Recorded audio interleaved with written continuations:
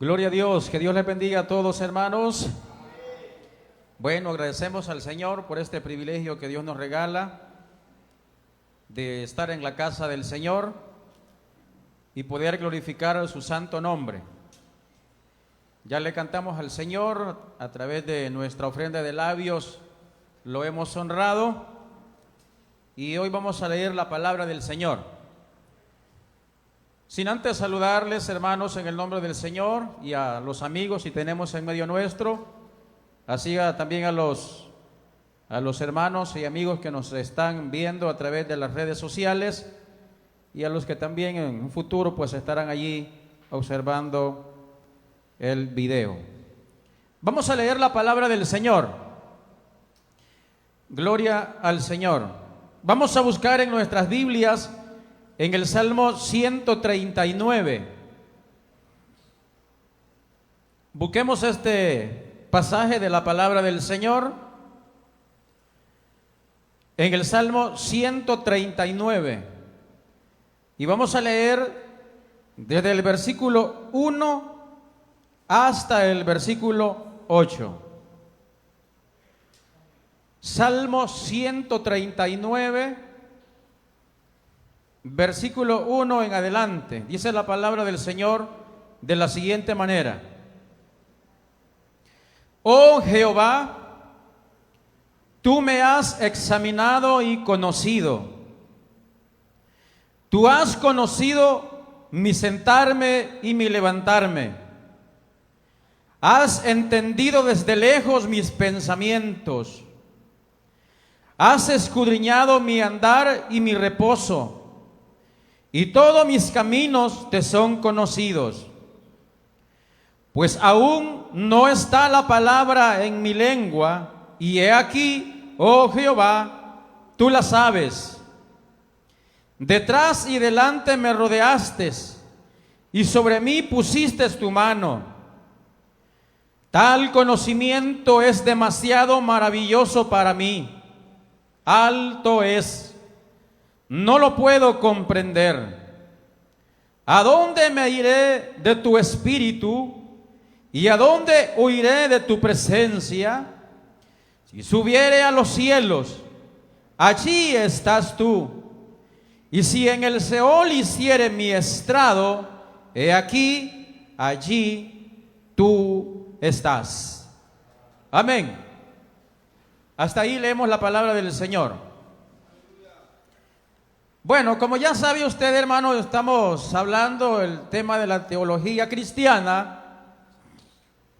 Y en esta oportunidad quiero que veamos el capítulo número 9. Y con esto, hermanos, quiero cerrar lo que es, hermano, la doctrina de Dios, que es la que hemos estado estudiando. La doctrina de Dios. Y luego, si Dios nos permite, estaremos hablando siempre de la teología cristiana, pero ya sería la doctrina del Hijo. Para los hermanos de más conocimiento, sabrá que la doctrina de Dios es la primera doctrina que aparece, hermanos, en nuestro reglamento interno de la misión de la iglesia. Y luego sigue la doctrina del Hijo, la doctrina del Espíritu Santo, la doctrina de los ángeles y usted ya sabe, hermanos, lo demás. Pero en esta oportunidad quiero cerrar, hermanos, lo que es la doctrina de Dios el Padre.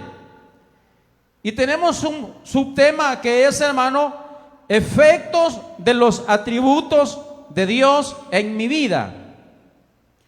Los efectos de los atributos de Dios en mi vida. Ya hemos dicho, hermanos, que la teología cristiana es la ciencia que estudia acerca de Dios.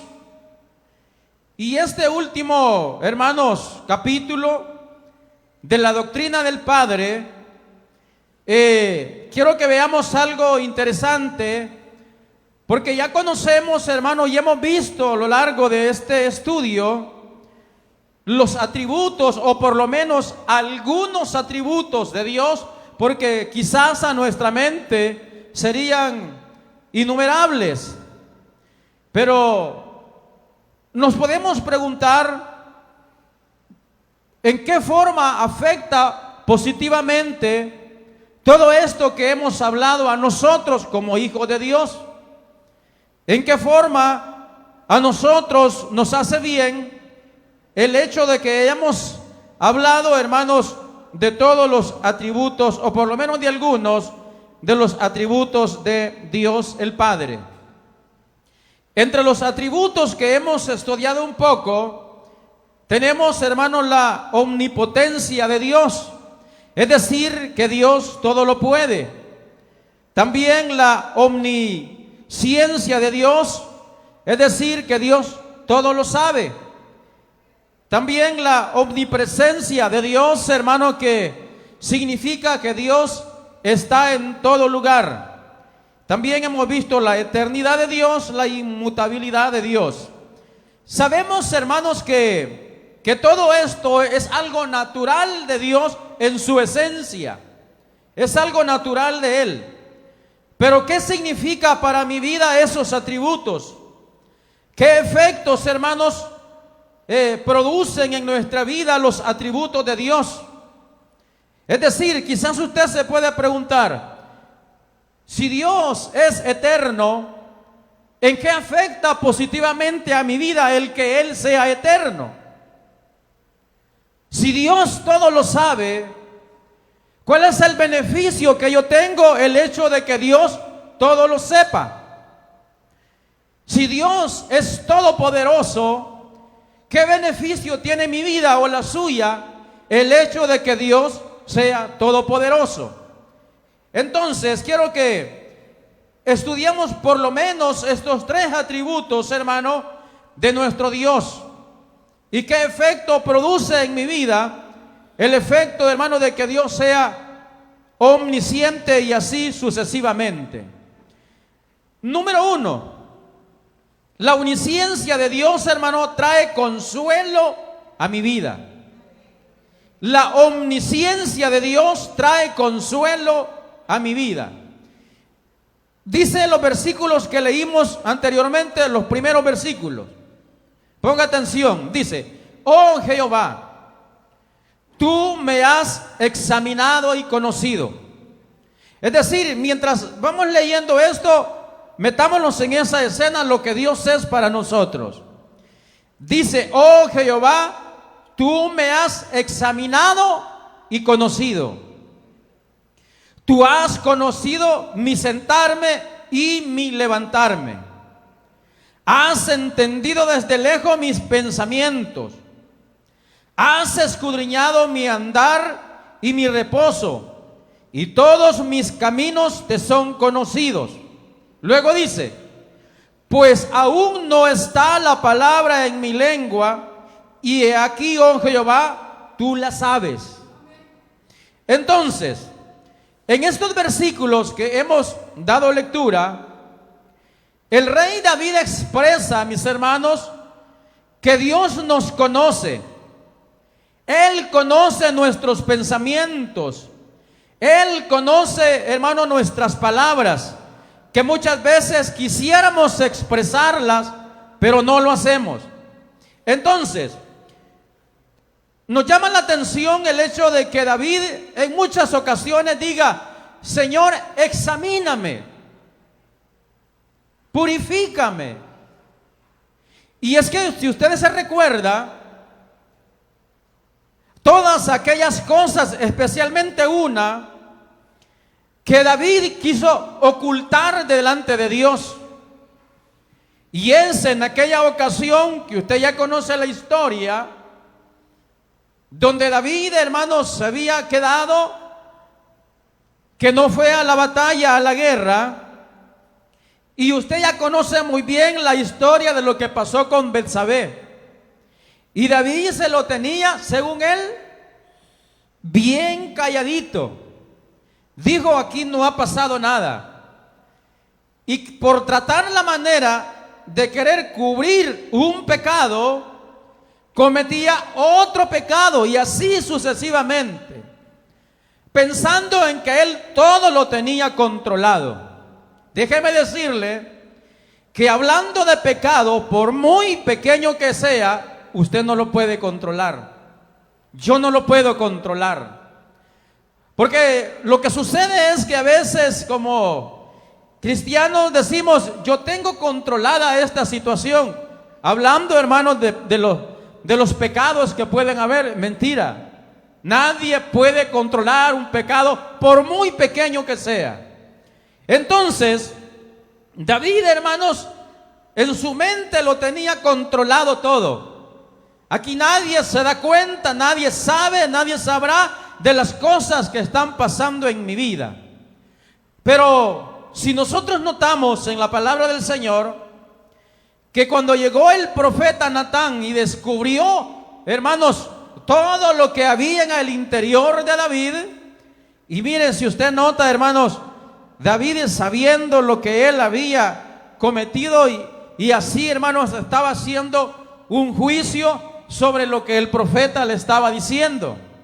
Es decir, que nosotros como seres humanos, hermanos, no somos cosa fácil que se diga, tratando la manera de mantener calladito todas las cosas que hay en el interior del corazón.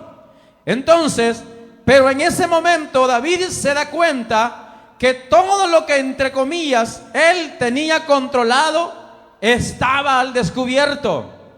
Y es por esa razón que después de todo eso, David empieza a decir en muchos de sus escritos, Señor, examíname. ¿Por qué, hermano? Porque David sabía y él no había quedado convidado de volver a cometer el mismo error, porque sabía que siempre, hermano, iba a ser descubierto. Quizás podríamos decir que David tenía más carácter que muchos de los creyentes de hoy. Porque si vemos en la escritura, siempre que David cometía un error y Dios se lo señalaba y Dios, hermano, le enviaba la advertencia, no volvía a cometerlo otra vez. Sin embargo, nosotros en nuestra época de cristiandad cometemos muchos errores, pegamos buenos cabezazos y al final se nos olvida y volvemos a cometer el mismo error otra vez. Pero en este caso David, hermanos, él sabía que no podía ocultar nada. Y por eso es que él en muchas ocasiones decía, Señor, examíname. Tú conoces mi interior, tú conoces mejor mi vida y mi corazón. Entonces, nosotros, hermanos, podemos tener consuelo en el corazón porque Dios conoce todo lo que hay dentro del corazón de nosotros.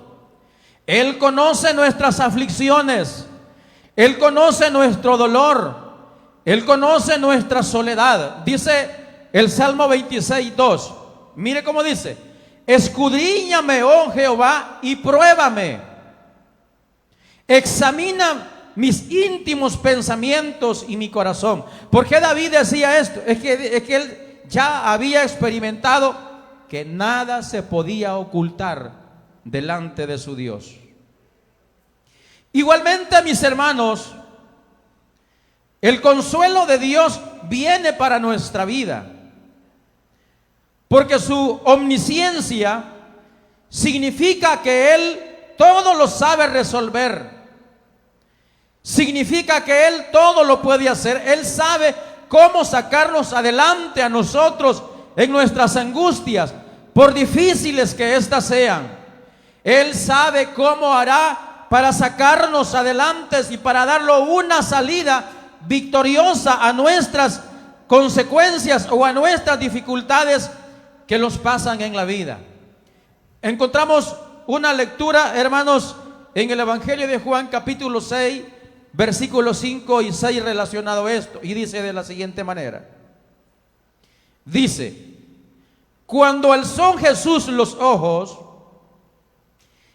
y vio que había venido a él gran multitud, dijo a Felipe: ¿de dónde compraremos pan para que coman estos? Y el siguiente versículo dice: Pero esto decía para probarle, porque él sabía lo que había de hacer. Es decir, que usted ya conoce la historia de lo que sucedió en ese momento cuando había una gran multitud de personas que seguían al Señor por la razón que fuera. Y habían estado, hermanos, ya un buen tiempo con el Señor Jesús y los discípulos. Y hasta esas alturas no habían comido. Y entonces los discípulos pues le dicen al Señor: despide a esta gente. Y el Señor, usted conoce la historia, que dijo: yo tengo compasión de ellos. Y entonces el Señor dice en este pasaje que alzando sus ojos vio que había venido mucha gente y le dijo a Felipe: ¿de dónde le vamos a dar pan para que coman estos? Escuche esa pregunta: ¿de dónde le vamos a dar comida, pan a toda esta gente? Pero dice el versículo que le dijo esto a Felipe para probarlo, porque el Señor ya sabía qué es lo que iba a hacer. Los discípulos, incluyendo Felipe, que le dice: Señor, 200 denarios de pan no alcanzarían para darle a toda esta multitud. Pero el Señor ya sabía lo que él iba a hacer. Hasta ese momento, los discípulos, incluyendo a Felipe, ni cuenta se habían dado que por ahí andaba un muchacho con unos panes y unos peces. El Señor ya lo sabía.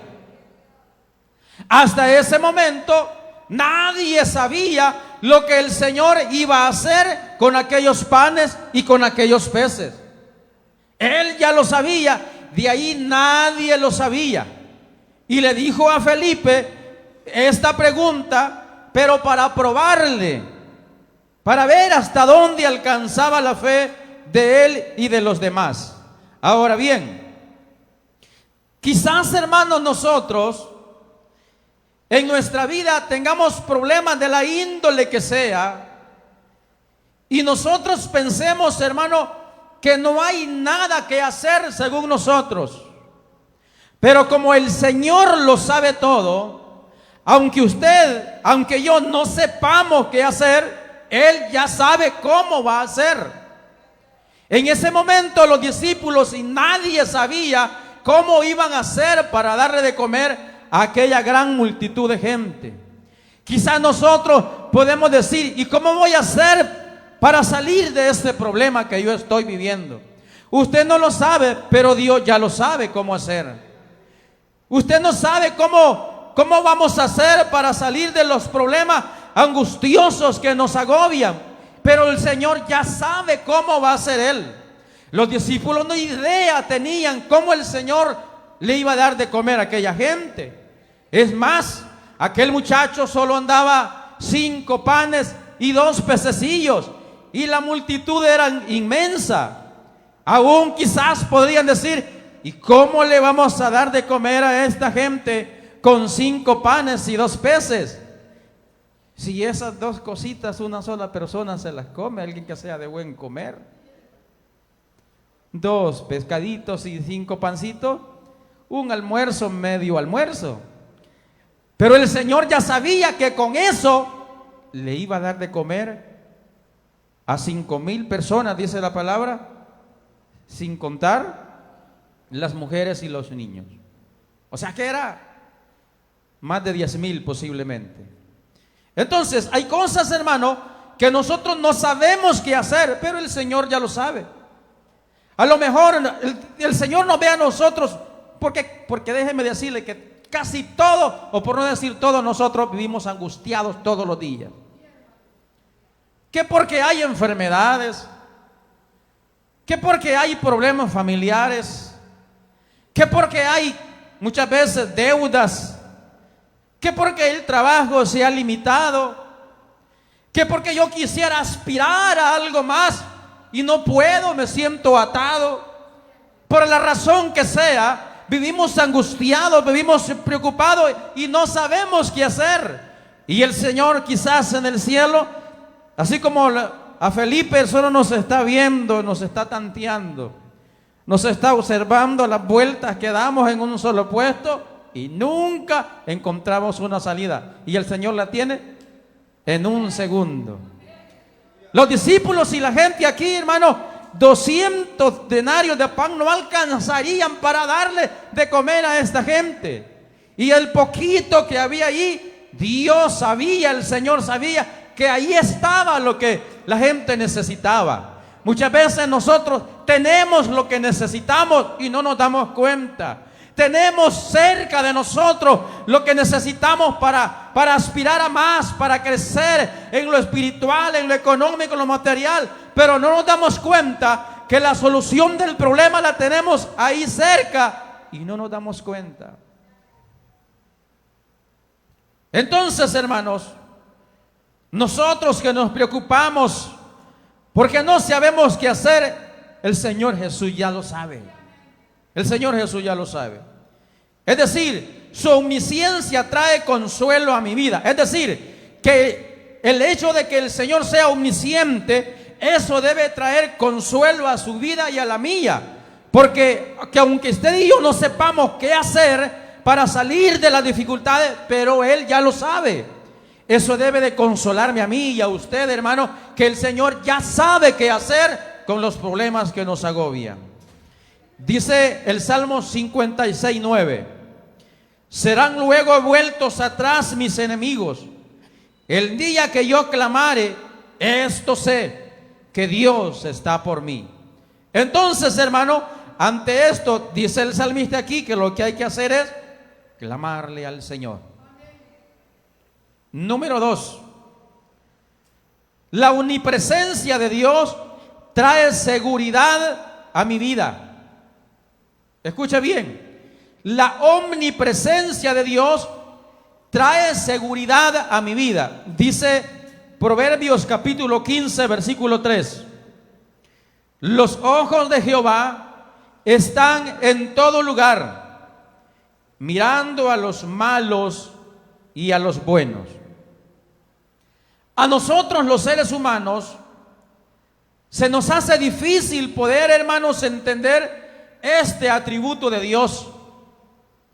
Porque nosotros, hermanos, estamos limitados y vivimos limitados en el tiempo y espacio. Pero Dios no está limitado, hermanos, con estos dos elementos. Dios no tiene que trasladarse en ningún lugar, Él ya está ahí. Dios no tiene que viajar a un lugar para estar ahí, porque Él ya está en ese lugar.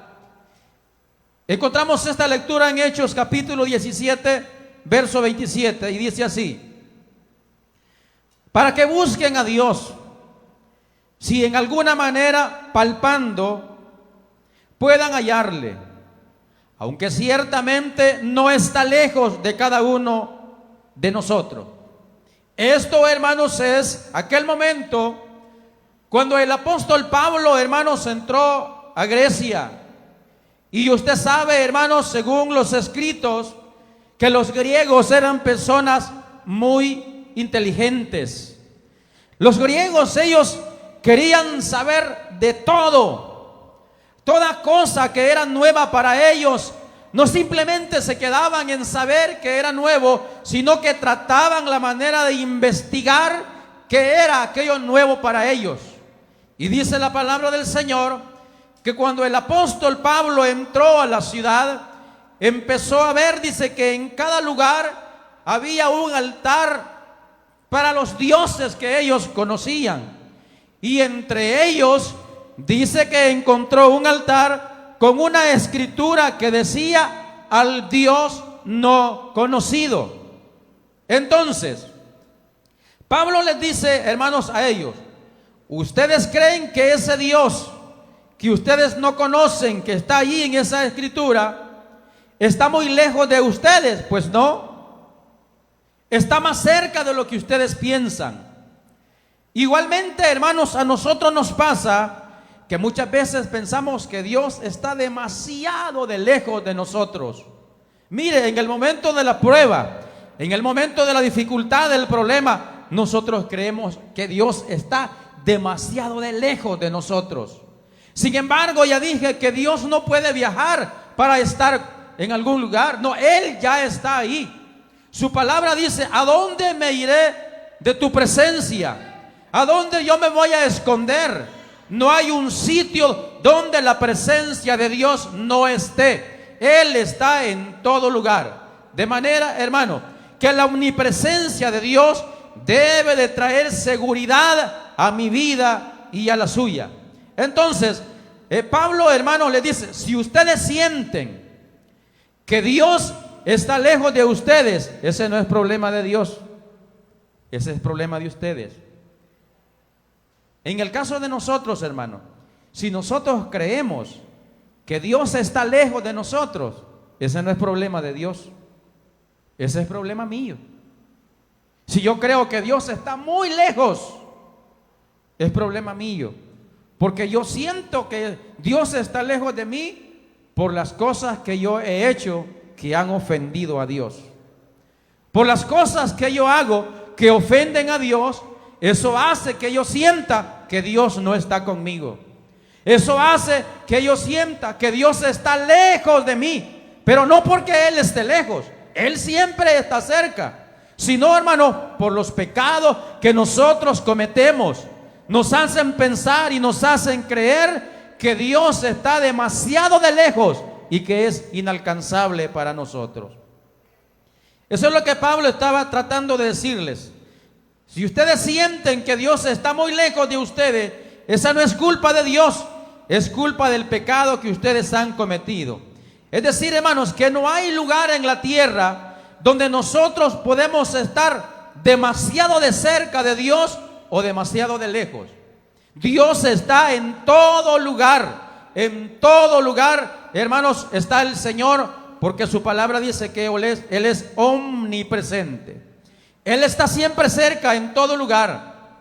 Y por eso nosotros, mis hermanos, podemos sentirnos seguros que donde quiera que vayamos y donde quiera que nosotros estemos, allí estará el Señor para guardarnos. De hecho, la palabra del Señor dice, hermanos, que el ángel, dice, de Jehová acampa alrededor de los que le temen y los defiende.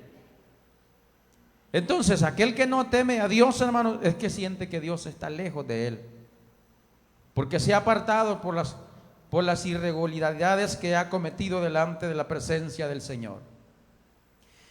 El problema para nosotros, hermanos, no es que Dios no esté, sino que no buscamos, hermano, ni acudimos a Él para que nos ayude. Muchas veces se nos olvida que Él siempre, hermanos, está disponible para nosotros. Dice la palabra del Señor en el Salmo 121, versículo 3 y 4, que usted ya conoce muy bien. Dice: no dará tu pie al resbaladero, ni se dormirá el que te guarda. He aquí no se adormecerá ni dormirá el que guarda a Israel. Es decir, hermano, que la omnipresencia de Dios debe de traer seguridad a mi vida, porque yo sé que donde quiera que yo esté, Dios está conmigo. Porque usted debe de saber que donde quiera que usted esté, Dios estará con usted, según, hermanos, lo dice la palabra del Señor. Entonces dice aquí el Salmo: no dará tu pie al resbaladero, ni se dormirá el que te guarda. Mire, hay algo importante, hermanos, acá entre los vivientes en la tierra, entre los poderosos, los políticos, los de alto nivel político, hermanos, ellos tienen sus guardaespaldas. Nadie se puede acercar a una persona de alta inminencia, porque él tiene sus guardaespaldas. Pero si usted conoce la historia, por lo menos en lo que es, hermano, de Estados Unidos, usted sabrá que muchos presidentes de Estados Unidos fueron asesinados, y andando guardaespaldas, y andando gente que conoce de armas, personas que conocen, hermano, mucho de adiestramiento físico, personas que conocen de armamento, hermanos, de armas de fuego, personas, hermano, que en otras palabras son los que cuidan, son los que están allí, hermanos, resguardando las personas de alta inminencia. Pero aún así, hermanos, esos hombres poderosos fueron asesinados. Se durmieron los guardaespaldas. Se les durmió el pájaro, como decimos en buen salvadoreño, a los que cuidaban a estos grandes personajes de la política a nivel mundial. Pero dice aquí la palabra del Señor que el que guarda a Israel nunca se duerme, que el que guarda a su iglesia siempre está despierto, que el que guarda a su pueblo nunca, hermanos, está con la guardia abajo. Él siempre está en guardia. Y lo más importante es que aquellos poderosos tienen que pagar grandes cantidades de dinero para que los cuiden, y siempre los salen matando. Pero usted y yo, al Señor no le pagamos ni un centavo, no le retribuimos nada económicamente, y hasta el día de hoy, donde quiera que usted ha andado, el ángel de Jehová lo ha acompañado. Donde quiera que usted ha estado, ahí ha estado la presencia de Dios. Ha estado cerca de la muerte, al borde de la muerte, pero el ángel de Jehová no ha permitido que hayamos perecido. Aquí estamos por la gracia del Señor. Yo sé que de los que estamos aquí, hermanos, en muchas ocasiones hemos estado al borde de la muerte, cerca, a un paso, como dijo el mismo David, a un paso de la muerte, ya sea por alguna enfermedad que casi nos llevó al otro mundo, ya sea porque estuvimos en un fuego cruzado, qué sé yo, ya sea porque fuimos quizás víctimas de un asalto, por cualquier razón que sea. No andábamos un guardaespaldas de carne y hueso, pero ahí estaba la presencia de Dios.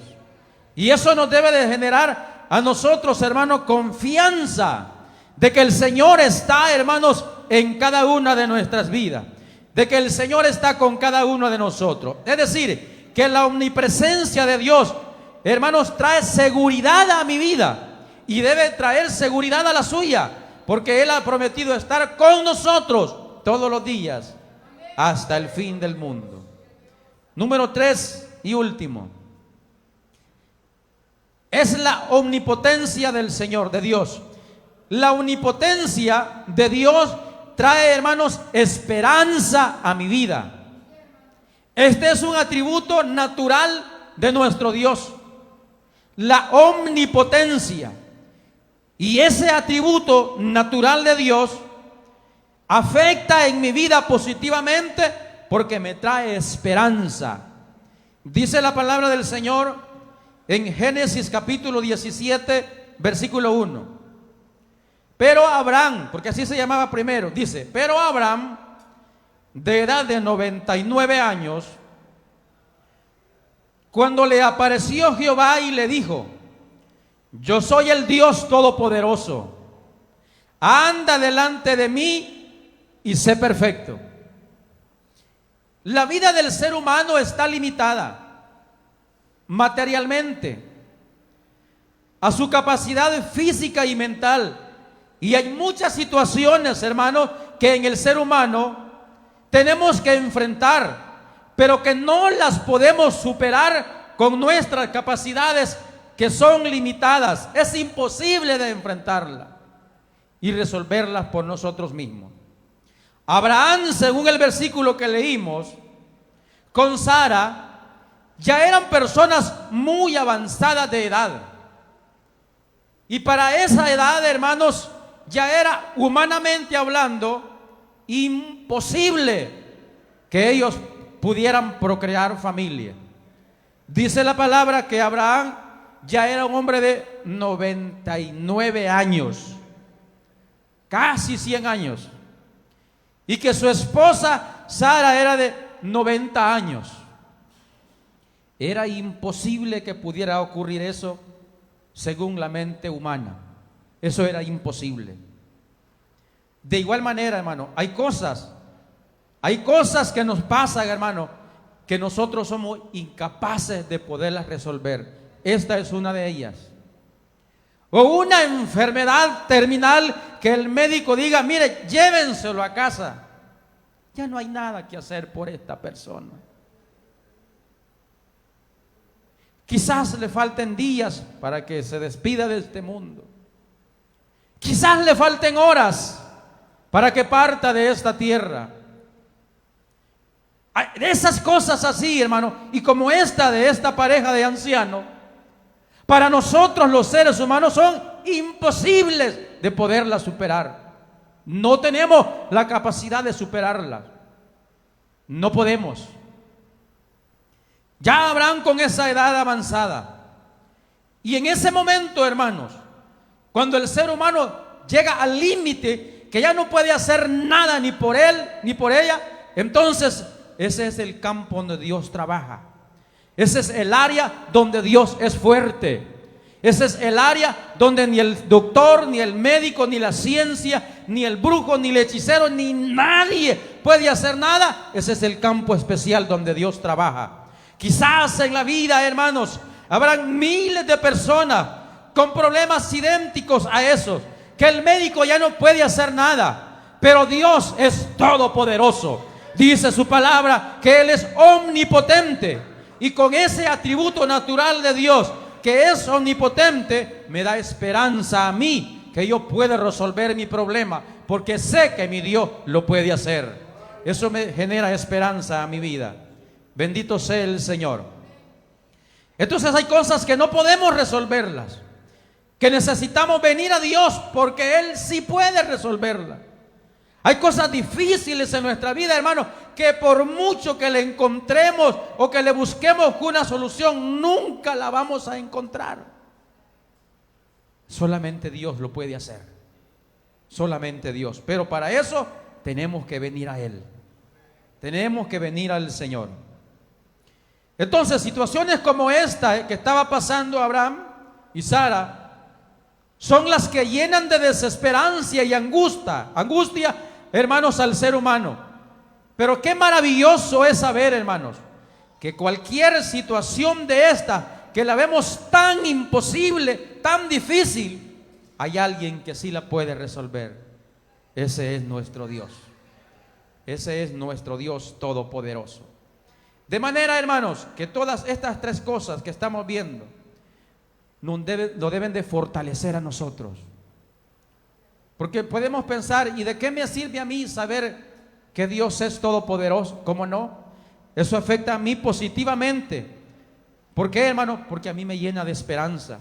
El hecho de saber que el Dios, quien me ha salvado a mí, el Dios que me ha dicho a mí que me ama, el Dios, hermano, que a través de Cristo dio su vida por mí, me debe de dar esperanza, porque sé que ese Dios no hay nada imposible para Él.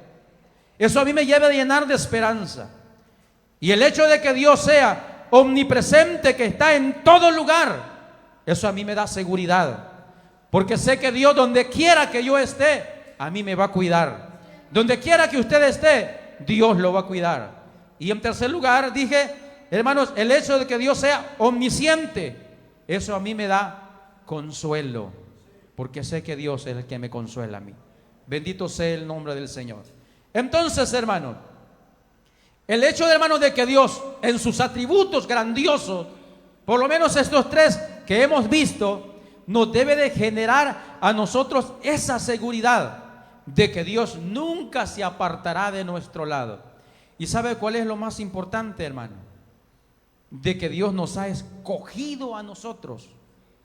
Nos ha escogido. Porque bien el Señor pudo escoger a otra gente de otra raza para que le sirviera, para que estuviera adorándolo a Él.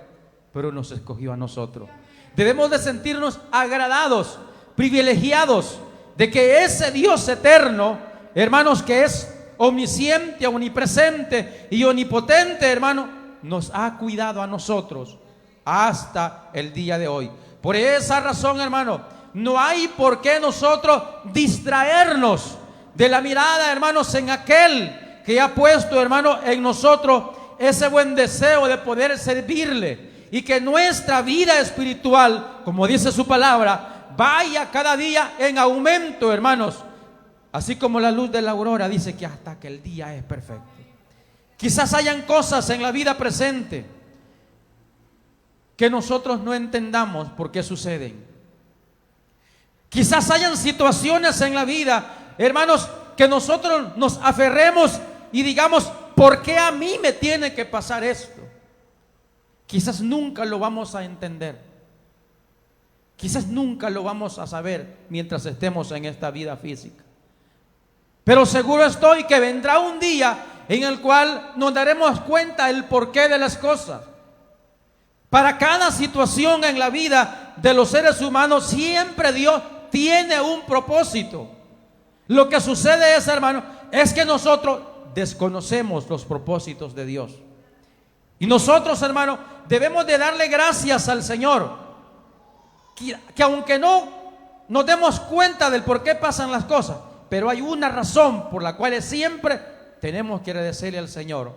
Y es el hecho de que Dios nos haya dado la capacidad de entender que Él es el camino, que Él es la verdad y que Él es la vida.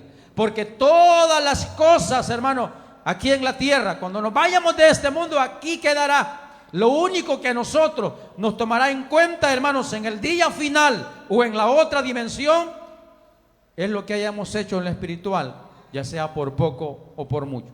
Todos los afanes, todas las cosas, hermanos, que nosotros hacemos aquí en la tierra, aquí quedará. Por eso es importante, hermano, que ya sea por poco o por mucho que hagamos por el Señor, que lo hagamos con todo el corazón, que lo hagamos con todas nuestras fuerzas, como dice su palabra. Amén. Llegamos hasta aquí, hermano. Gloria al Señor. Bueno, gracias al Señor por todo, hermano, lo maravilloso que es Dios. Dije que quería cerrar lo que es, hermano, este tema de la doctrina del Padre. En otra oportunidad, cuando nos toque estar aquí en este lugar, vamos a comenzar otro tema siempre, hermanos, hablando de la teología cristiana. Pero vamos a ver, hermanos, lo que es la doctrina del Hijo, que es el segundo, hermanos, la segunda doctrina, dije que está en nuestro reglamento interno de la iglesia. Así es que, hermanos, eso ha sido todo por hoy, y que Dios nos bendiga a todos. Vamos a dejar a nuestro hermano